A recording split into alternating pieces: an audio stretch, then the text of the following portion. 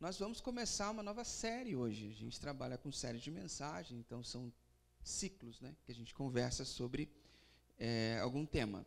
E nós encerramos agora, semana passada, um ciclo numa série chamada Fábrica de Ídolos, onde a gente conversou um pouco sobre o coração, para a gente entender como funciona o nosso coração. E foi uma série muito gratificante e desafiadora, não sei para você, mas para mim foi. E eu tive relatos de pessoas comentando comigo que foi muito legal. Então a gente passou quatro capítulos conversando sobre isso. E agora a gente vai passar mais 4 capítulos, 4 domingos conversando sobre essa nova série. Deus também faz perguntas. Deus também faz perguntas. O que são perguntas? Perguntas são enunciados, né, que pedem ao interlocutor que demande uma resposta. Então, quando a gente faz uma pergunta, a gente quer que o indivíduo, o alvo, nos dê uma resposta. Alguém traga para nós uma resposta. E elas são essenciais na nossa vida.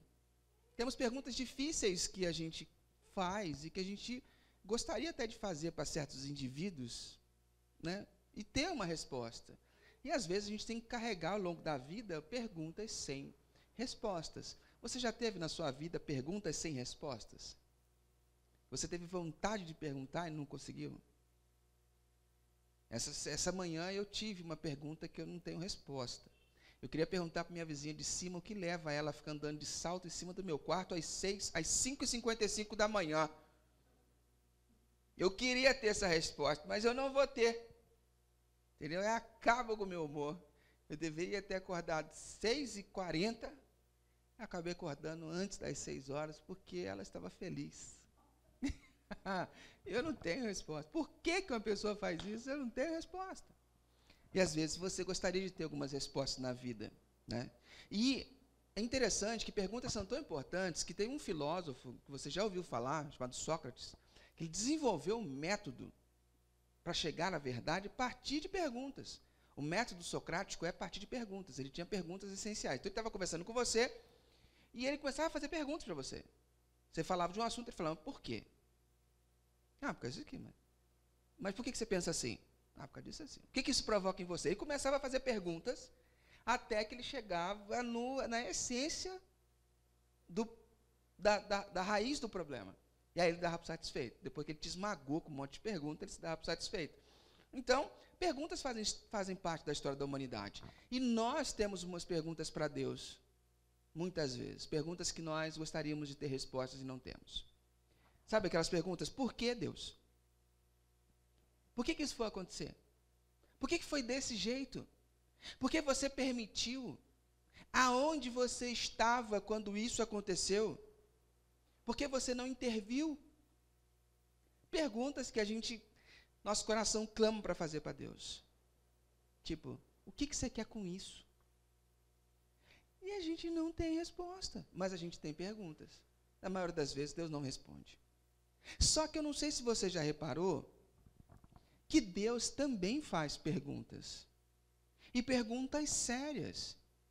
E nessa série, nós vamos inverter o processo. Você vai ser o alvo.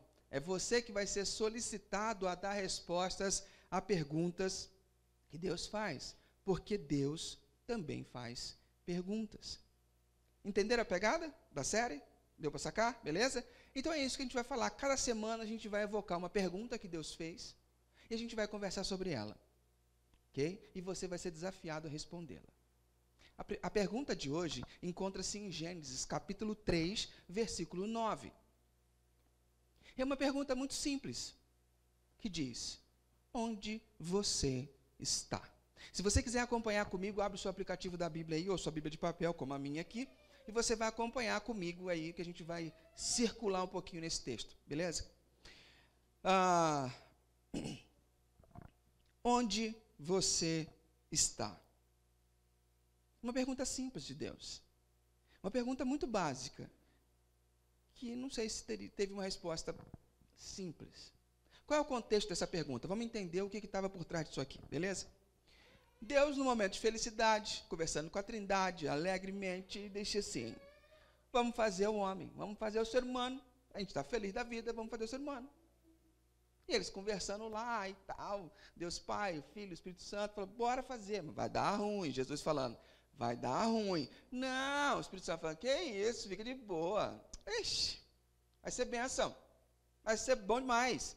Por quê? Porque a gente gosta de uma relação tão boa entre nós, e a gente gostaria que o ser humano vivesse esse tipo de relação. Eu não sei o que Deus tinha tomado no café da manhã no dia, mas ele insistiu que queria fazer o ser humano. Jesus falando, vai dar ruim e vai sobrar para mim. Eu já estou vendo, vai dar ruim. Pode deixar ela em paz, fica tranquilo. Vai dar ruim. Ah, que é isso? Vai dar nada, fica de boa. Então eles decidiram criar um ser humano. As pessoas falaram assim, se der ruim, quem conserta? Jesus falou assim, já vi que sobrou para mim mesmo, né? Então vai sobrar para mim. É, comigo mesmo. Jesus falou assim, eu vou lá e conserto a bagaça no final. Beleza, eles criaram o ser humano. E quando eles criam o ser humano, eles criam para viver esse tipo de relação fantástica e maravilhosa, esse tipo de relação comum que a Trindade tinha entre si. E o ser humano, então, o homem é criado e tal, e Deus faz um negócio bem didático, passa todos os animais em casal na frente dele. O elefante tinha a elefoa, o hipopótamo a hipopótama, o gavião a gavioa, aí todo mundo tinha um par, e ele, pá, todo mundo tem alguém, falta eu. O cara fica triste, né, baixa a cabeça, fala, não tem um semelhante, não dá para pegar a zebra, não vai rolar, diferente demais, não tem ninguém. Aí Deus fala assim, então já que surgiu o desejo no teu coração, Deus faz ele adormecer, tira da costela, cria uma mulher, põe na frente dele, nua.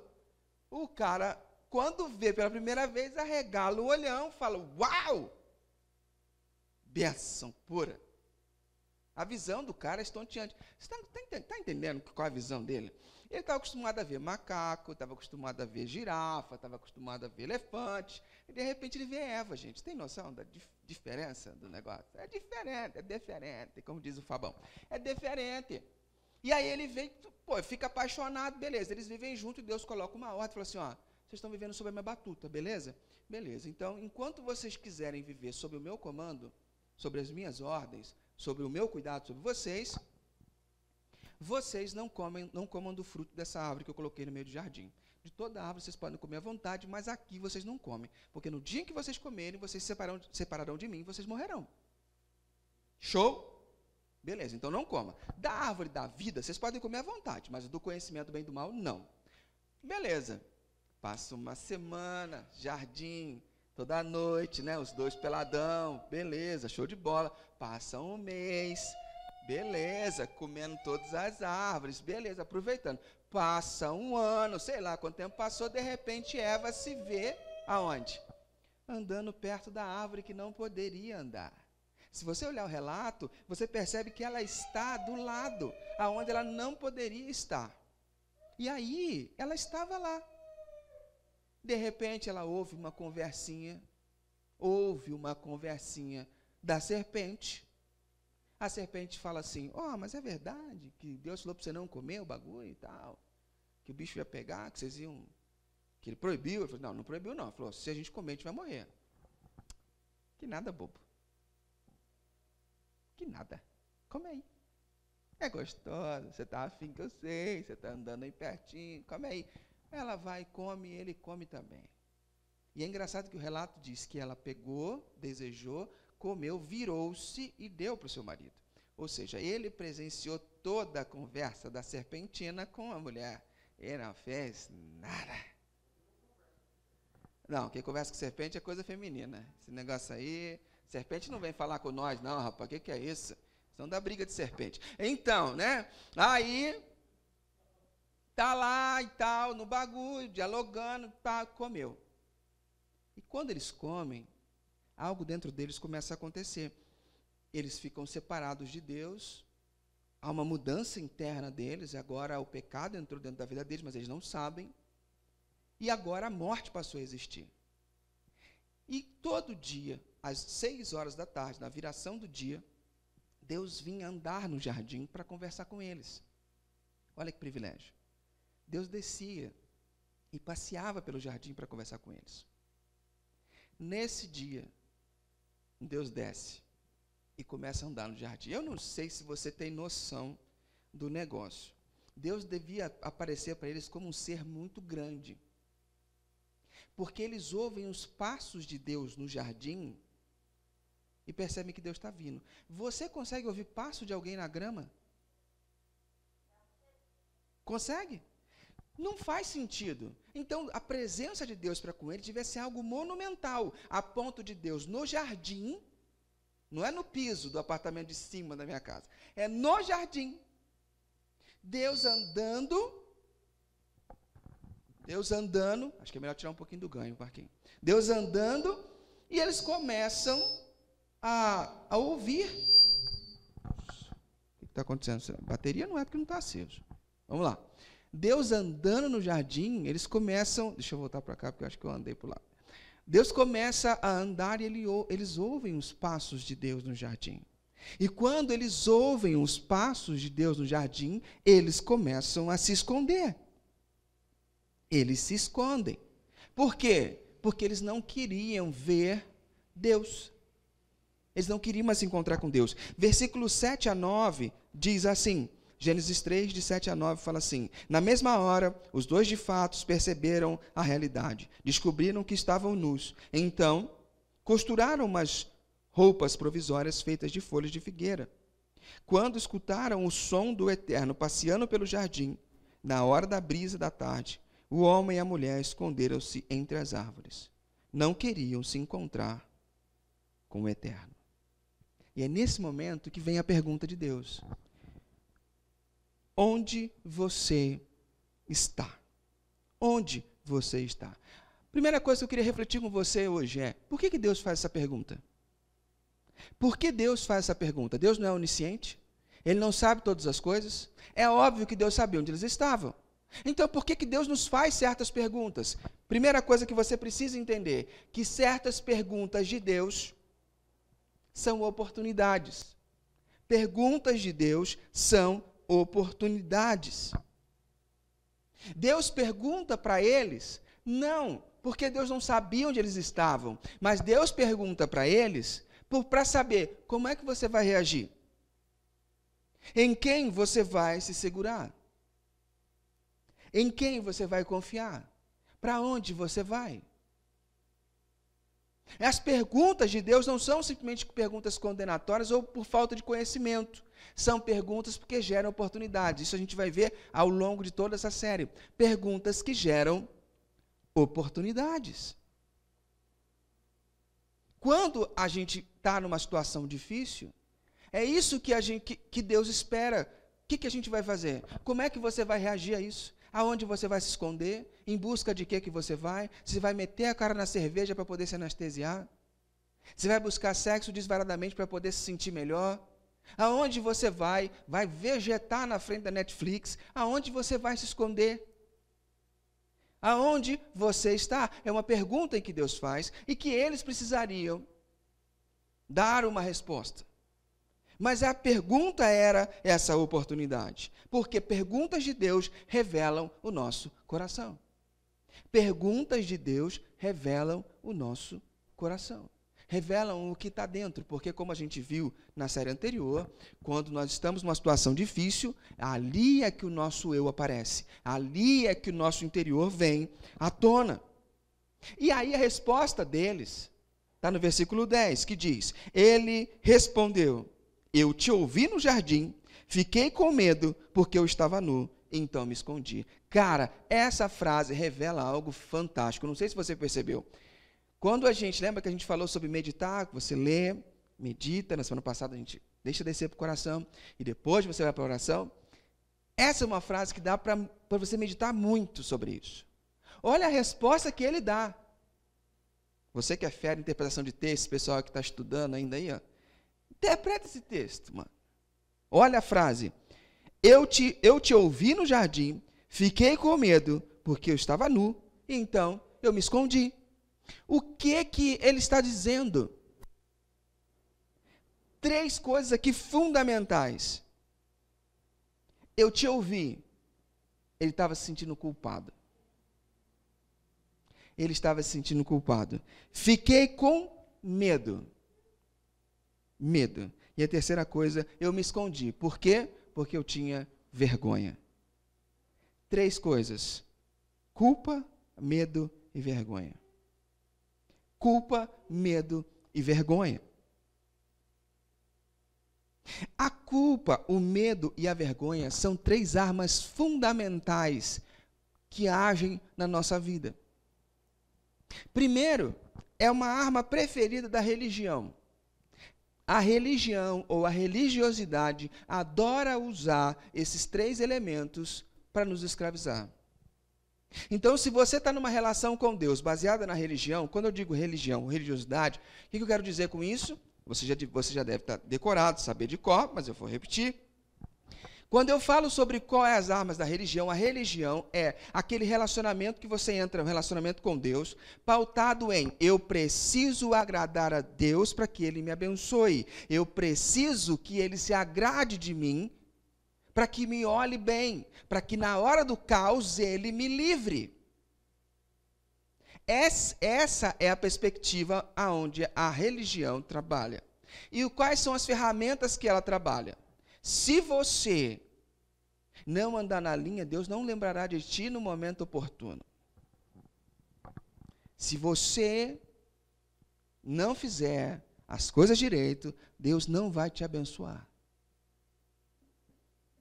Se você estiver em pecado, a maldição recairá sobre a sua cabeça. O que a religião induz a você? Se você deixar de ler a Bíblia um dia, está dando brecha. Vai pegar. O que acontece? Ela gera em você, primeiro a culpa. Cara, não estou andando como Deus quer que eu andaria. Não estou fazendo o que Deus quer que eu faria. Pô, estou errado com Deus. Eu estou em débito com Deus. Induz a culpa. Primeiro movimento. O segundo movimento que ela induz é o medo. E se eu precisar? Se eu estou em débito, se eu precisar, Deus não vai me abençoar. Quando eu comecei nessa caminhada da fé, gente, a religião é um negócio muito fantástico. Quando eu comecei na caminhada da fé, olha o meu pensamento. Eu era tão legalista que eu entendia que as coisas funcionavam assim. Se a estrada diz que você pode andar 100, se você andar 101, os anjos saem do seu lado. Você está quebrando a lei, está quebrando a regra, você está desobedecendo, e não há bênção sobre a desobediência. Não há bênção de Deus sobre a desobediência. Aí você cresce, desenvolve, amadurece, aí você vai ler a história de Moisés. Aí quando você lê a história de Moisés, você lê a história das parteiras. Aí você vê a história das parteiras, que as mulheres eram estéreis, não podiam ter filhos. E aquelas mulheres, quando Moisés nasceu, quando as crianças nasciam, elas mentiam para os egípcios, dizendo, cheguei tarde, porque os meninos eram sacrificados. Cheguei tarde, nasceu menina. Elas mentiam descaradamente. O que acontecia com elas? Deus as abençoava com a maternidade, elas deixavam de ser estéreis e começavam a ter seus próprios filhos. Deus as abençoava. Mas não era mentira o que elas estavam fazendo? Era. Aí você vê a história de Raabe. Raabe mentiu quando aquele pessoal pergunta, você viu os espias aqui? Quando aqueles caras foram invadir Jericó, primeiro eles deram uma olhada, deram uma espiada e tal, e aí o pessoal descobriu quem eram eles correram para se esconder. Quando eles correm para se esconder, eles entram na casa de Raabe e ficam lá escondidinhos. Lá escondidinhos, o cara pergunta, e aí, você viu os caras? Raabe fala, não vi não. E faz uma trança de lençóis, tem um nome aquilo, como é que é o nome daquilo? Que amarra um lençol no outro, é o nome de uma mulher. Teresa. Faz uma Teresa, sabia que é o nome da mulher. Faz uma Teresa e eles descem pela Teresa e eles vão embora. Eu vejo muito filme de cadeia, sabe como é? Então tem isso. Então eles fogem. E aí Deus abençoa Raabe, ela é preservada, não morre, entra na família de Deus e ela vira mãe ancestral de Jesus. Mas ela mentiu. Então, quando você percebe, quando Deus fala para mim, as luzes é como trevas e as trevas é como luz, não dá para encaixotar Deus. Então, a religião, ela tenta encaixotar Deus. Para o lado de cá é o certo, para o lado de cá é o errado. Você escolhe em que caminho que você vai ficar. Não adianta ficar com um pé para cá, um pé para lá. Mas quando a gente começa a encontrar a misericórdia de Deus, a gente vê que é mais ampla. Mas a religião não trabalha com esse aspecto da misericórdia, da graça. A religião trabalha com certo e errado. E ela começa a te induzir culpa. E ela começa a te induzir medo. E aí você fica com medo e você começa a tentar fazer o que é certo. Aí você vê alguém do seu lado, vê uma mulher espiritual, igual a Rosana, jejua 3 vezes por semana. Aí você começa a ver na vida da Rosana as coisas acontecerem. Aí você começa a ver que é uma mulher abençoada. E você fala assim, caraca, quem sou eu para repreender a Rosana? Ela jejua 3 vezes por semana. Dá o dízimo de tudo que ela tem. Do endro e do cominho. Aleluia. Quem sou eu para repreender? Então você começa a sentir vergonha. Você se sente menor do que as pessoas. Só que o Evangelho diz que não há nada que você possa fazer que vai fazer Deus te amar mais, e não há nada que você possa fazer que vai fazer Deus te amar menos. O Evangelho faz eu olhar para mim em relação ao outro, não com um olhar de superioridade. Por quê? Porque eu era tão ruim que Deus teve que morrer por mim. Mas eu sou tão amado que Ele quis morrer por mim. Então eu não sou melhor e nem pior do que ninguém. Não há vergonha no Evangelho. Não há medo no Evangelho. Porque o verdadeiro amor lança fora todo medo. E não há culpa no Evangelho, porque Ele pagou o preço por mim. Mas a religião trabalha nesse aspecto. Culpa, medo e vergonha. A nossa carne trabalha nesse aspecto. Nosso interior. Essa natureza que passou a existir, que é a natureza rebelde contra Deus, que passou a partir desse momento que eles comeram, passou a existir essa natureza rebelde contra Deus dentro deles. A imagem de Deus não saiu totalmente dentro deles. Ficou lá, embaçada. Mas surgiu uma nova força dentro deles, totalmente opositora às vontades de Deus. E ela também trabalha sob o aspecto dessa trindade maligna. Medo, culpa, vergonha. Aonde ela se apresenta na sua vida? Por exemplo, no seu trabalho. Às vezes você trabalha mais simplesmente para não ficar mal, porque o seu parceiro de trabalho trabalha mais.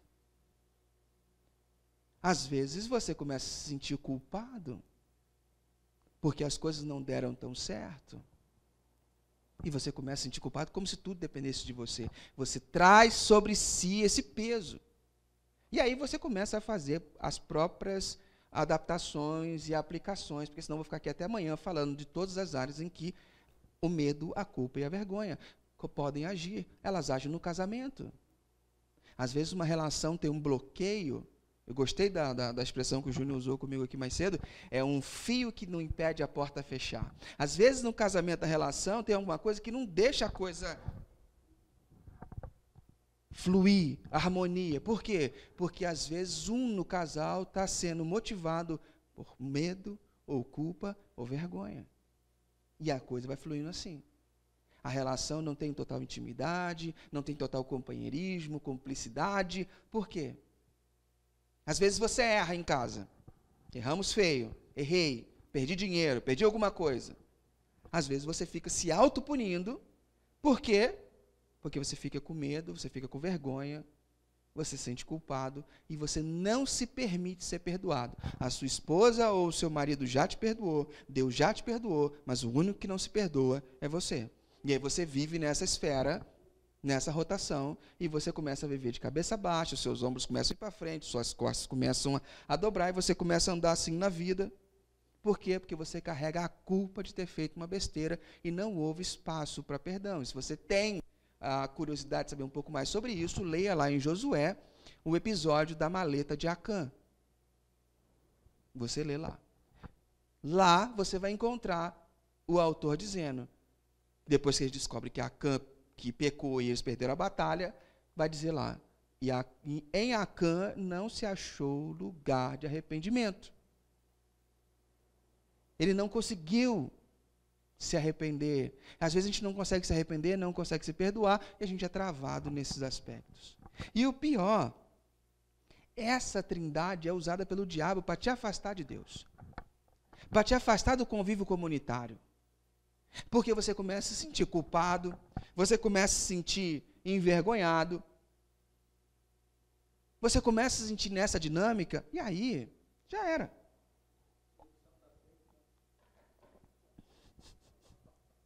Dia de Santa Ceia, nego foge, nem vem, porque fala, não vou tomar ceia, porque se eu não tomar, eu estou em pecado. E se eu tomar ceia, o pessoal vai descobrir que eu estou em pecado, então eu não vou. Porque se passar o copinho e eu não pegar, o pessoal vai me julgar, e não vai dar certo. Isso foi libertador para mim, até que em determinado dia, um pastor muito sábio, acho que foi no seminário, explicou para a gente, falou assim, ó, não há motivo para que você não tome a ceia. Como assim, pastor? Não há motivo. Não existe motivo. Lê lá o que Paulo fala. Primeiro ele deu um sermão sobre o grego, explicando tudo lá que estava no texto, tá absurdo. E falou, ele está falando sobre comunidade. Não está falando sobre pecado. Ele está falando que os ricos vinham antes, comiam primeiro, deixavam os restos para os pobres. Então, quando ele fala, examine você a si mesmo, ele está falando, pensa bem se você está sendo comunidade, se você está sendo igreja. E depois você coma. E a segunda coisa que ele falou é, a implicação de Paulo é, coma. Ele não diz, se você estiver em pecado, se arrepende, não faça. Não, ele fala, coma, porque a ceia é um meio de graça e cura a nossa vida. Então, às vezes, isso foi libertador para mim. E é o que eu falo em toda a ceia. Não há motivo para que você se afaste da comunhão.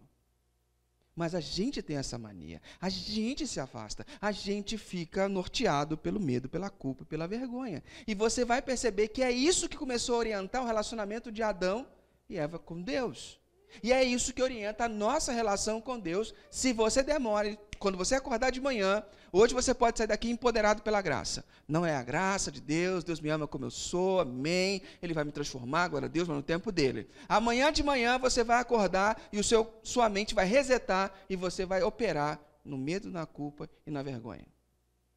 Se você não der um estalo, botar um celular para despertar, botar um lembrete para você reestruturar a sua cabeça, você vai pensar sobre essa estrutura do medo, da culpa e da vergonha. É assim que as igrejas tiram o dinheiro do povo. Não dá o dízimo, gasta na farmácia. É assim. O que isso vira? O cara vai ficar culpado. Fala assim, tá louco, filho. Farmácia, estou fora. O cara faz de tudo, mas não deixa de pagar o plano de saúde, porque vai que, né? Vai que Deus me amaldiçoa. E a dinâmica de Deus não é assim, não funciona dessa forma. Mas a religião faz isso com a gente. E o diabo usa isso para nos afastar de Deus, para não deixar que a gente venha do jeito que estamos. C.S. Lewis tem uma dinâmica muito especial quando ele vai descrever a relação com Deus, e eu não lembro de que livro do C.S. Lewis está isso, que ele descreve essa aproximação. É assim, quanto mais perto de Deus você está, mais você vai ver os seus defeitos, porque ele é luz. Mais ele expõe. Então é como se você tivesse arrumado para um casamento e de repente você caísse numa poça de lama. E você tem que decidir, como é que você vai fazer? Você vai para o casamento sujo ou vai ficar se importando com a sua vaidade, vai para casa e não vai mais para o casamento?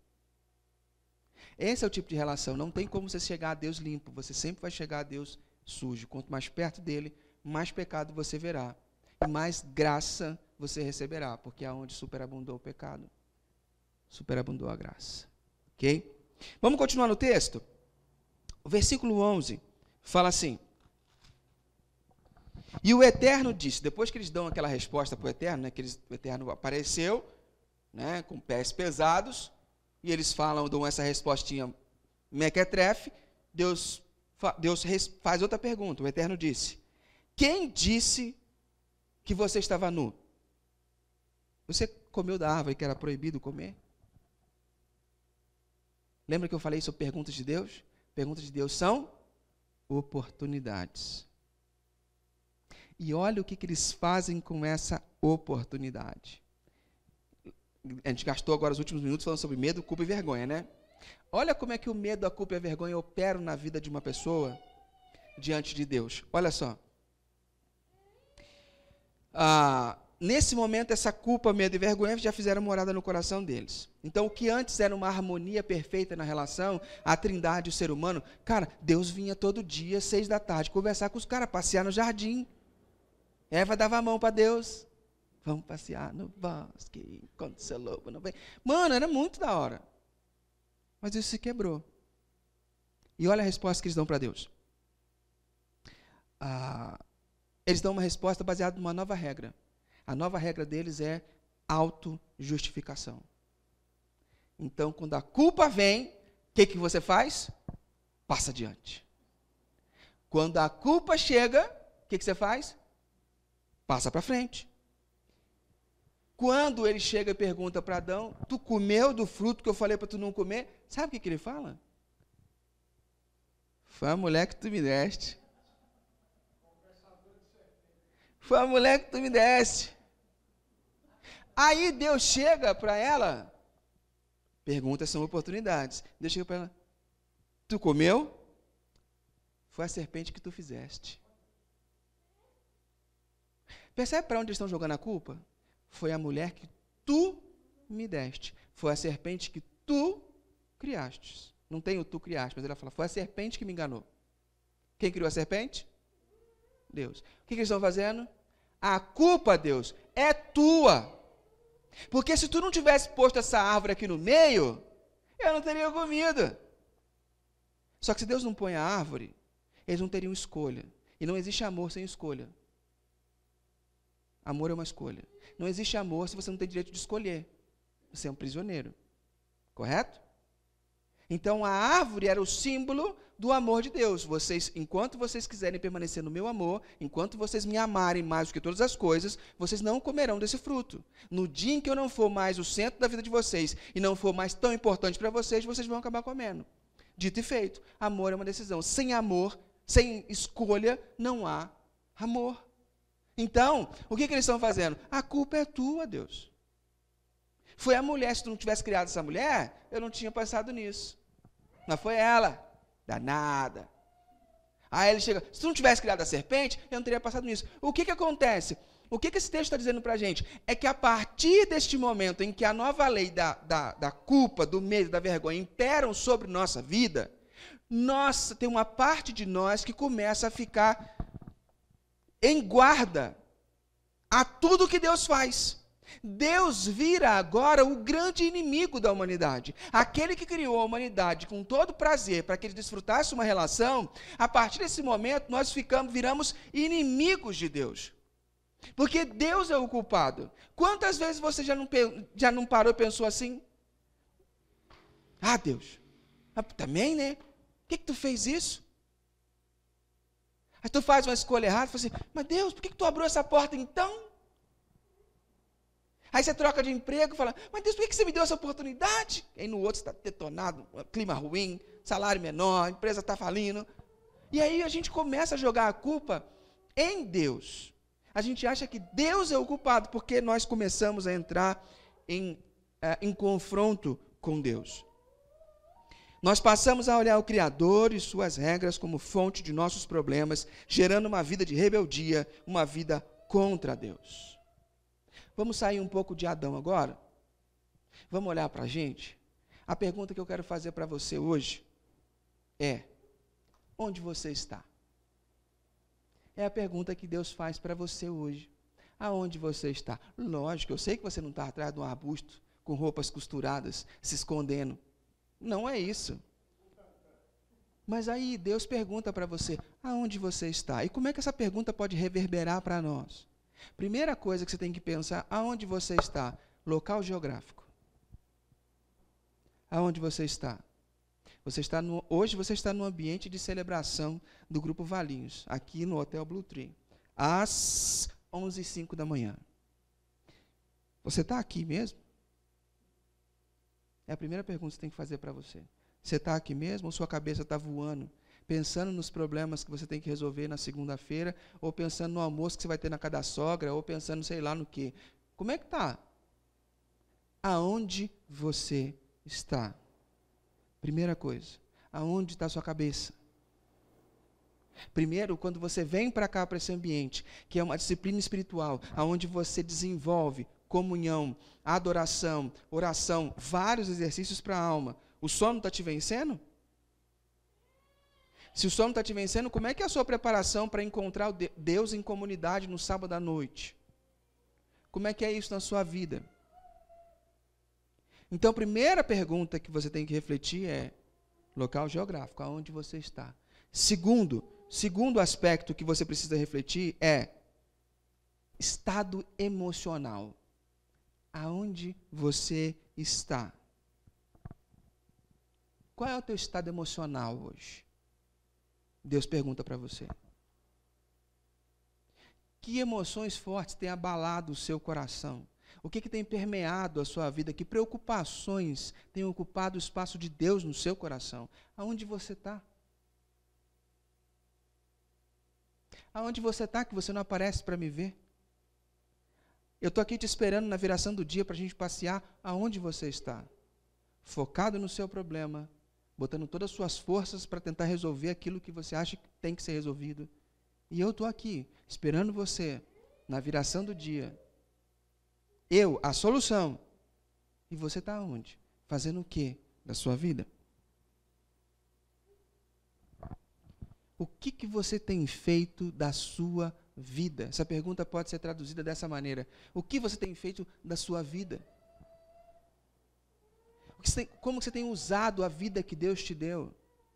Usado a vida da relação com Deus simplesmente para aspecto próprio, para que você possa sanar todas as suas vontades, necessidades. Há espaço para você interagir no reino, na missão de Deus, ou você está só focada no seu próprio umbigo e nas suas próprias necessidades? Como é que está isso? Aonde você está? É uma resposta em que você tem que dar. Muitos de nós estamos nos escondendo para não ouvir Deus. Nos escondemos porque a gente não quer saber o que Deus vai falar. Porque a gente não quer ser incomodado, porque Deus vai nos desafiar. Deus vai nos desafiar a sair do nosso modelinho de vida confortável e ousar fazer algumas coisas fora da nossa rotina. Deus vai nos desafiar a reconfigurar a nossa agenda semanal, a nossa agenda da família. Deus vai nos desafiar a termos um estilo de vida diferente, a sair das nossas zonas de conforto, daqueles confortinhos que a gente já está acostumado e falando, mexe que não, Deus, mexe não, tá bom demais, deixa quietinho. Ou então Deus vai provocar e vai apontar o dedo para aqueles pecadinhos de estimação que a gente traz ao longo dos anos, e Deus vai chegar e falar assim, está na hora, vamos largar isso aí. Desde a sua alimentação, uma alimentação saudável, quem disse que tem que comer 3 pãozinhos de manhã? Miséria. Você começar a ter uma alimentação saudável, começar a cuidar da sua vida, Deus tem provocado, às vezes Deus tem provocado algumas pessoas a começar a fazer exercício físico, porque a saúde vai deteriorando, e se esqueceu que o corpo é templo do Espírito Santo, e há meses, há anos Deus vem falando isso. E aí acaba trazendo isso como um pecado de estimação, preguiça. E as pessoas querem se esconder porque não querem ouvir Deus falar assim, show preguiça. Não, a gente não quer. Fala, Deus, não fala isso comigo. Não, tá bom do jeito que tá. A gente não quer ouvir Deus. A gente não quer ouvir Deus falar assim, filho, eu tenho uma missão para fazer através da sua vida. Eu quero impactar novas vidas e pessoas. Mas se você não sai dessa nhaca. Alguns de nós nos escondemos porque não queremos ouvir. Já outros estão em outra vibe. Tem alguns de nós se escondendo porque ouviram. Se escondem porque já ouviram o que Deus quer. Ouviram o desafio de Deus, o chamado de Deus, o estilo de vida de Deus, já ouviram o desafio de Deus e se escondem para não responder, para não atuar, e se escondem através de desculpas justas. Veja bem, Deus, a gente quer argumentar, né? Veja bem, não é porque eu não queira, é que é difícil, sabe? Como se Deus não entendesse de dificuldade, como se Jesus não entendesse de sacrifício e de dor. Como se ele fosse um ser interplanetário que não entende da sua realidade. Ou, ele usou fralda. Está entendendo? Ele usou fralda. Ele engatinhou nessa terra. Ele botou areia na boca. Sabe, bebê tem mania de botar coisa na boca. Ele fez isso. Ele conhece todas as dores e sofrimentos que o ser humano pode passar. Ele sabe de dor, de sacrifício e de amor. Ele entende. Então, quando ele demanda, ele sabe o que é melhor.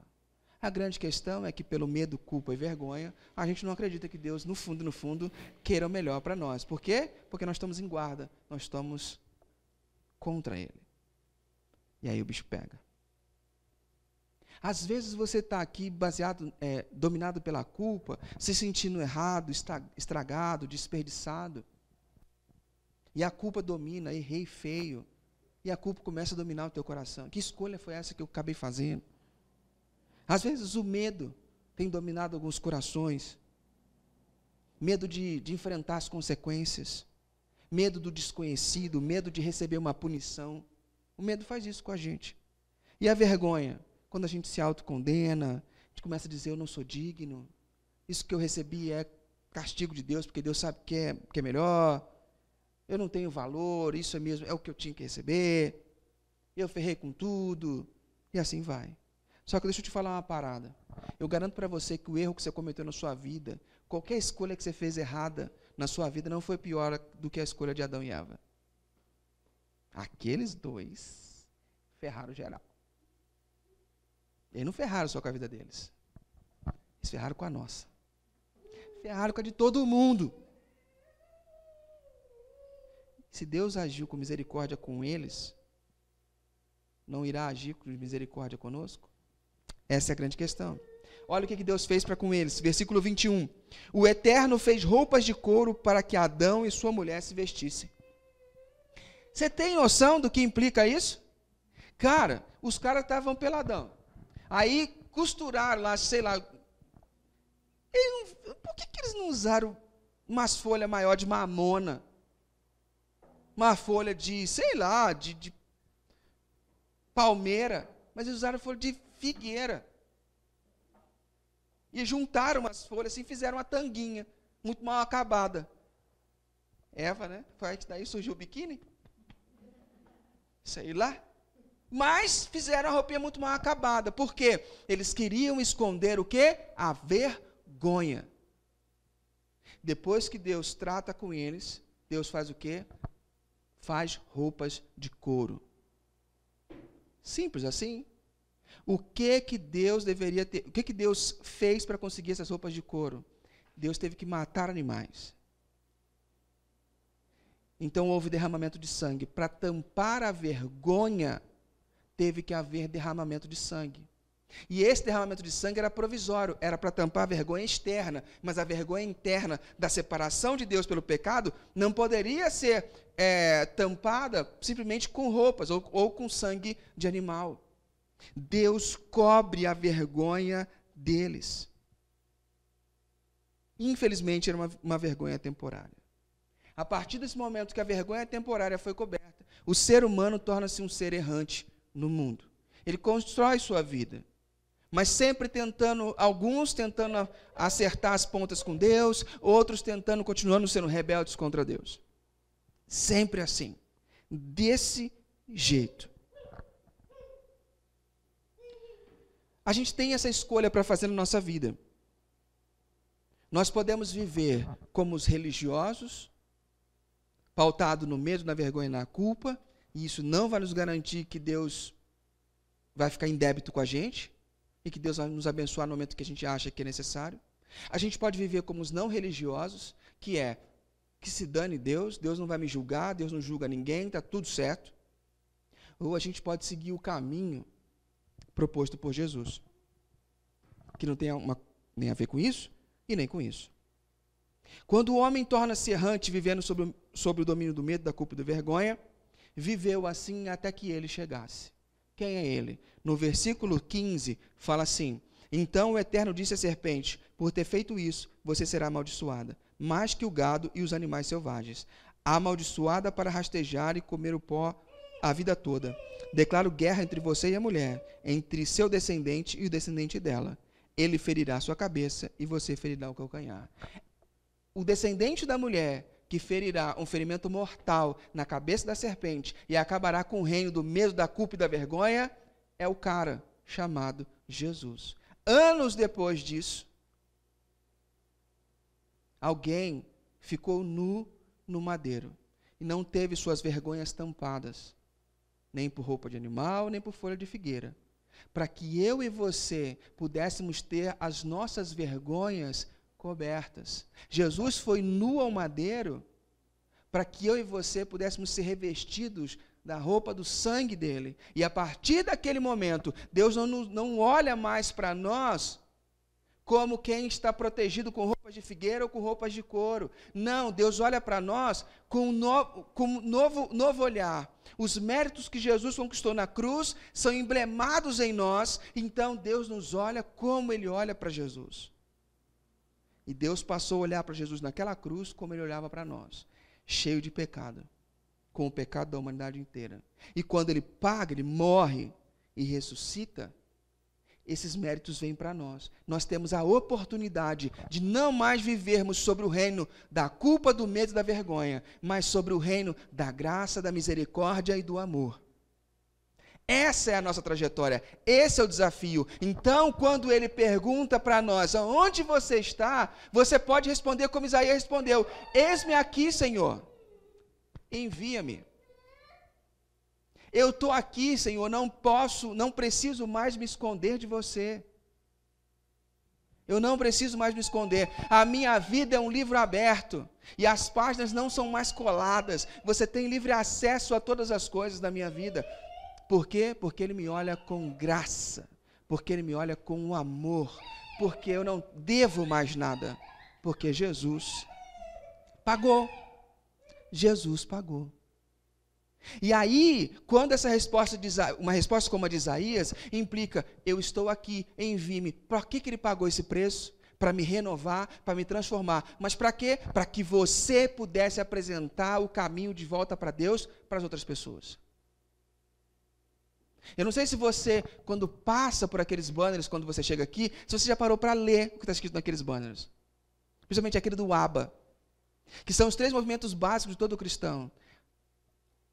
Amar a Deus, buscar vida em comunidade e ajudar outras pessoas a encontrar o caminho de volta para Deus.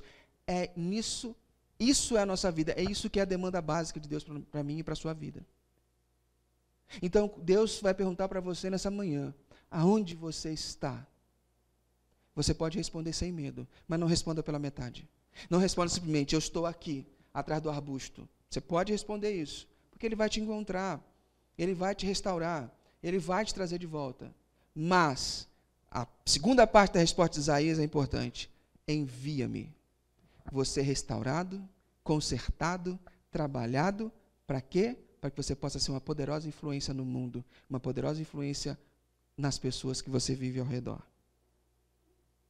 Jesus é o filho daquela mulher que na cruz eliminou a culpa, o medo e a vergonha. E por isso a gente pode ficar de braços abertos. Por isso a gente pode ficar tranquilo e feliz. Amém? Queria te dar um tempinho para você refletir sobre isso. Feche seus olhos. Reflita sobre o que Deus falou com você nessa manhã.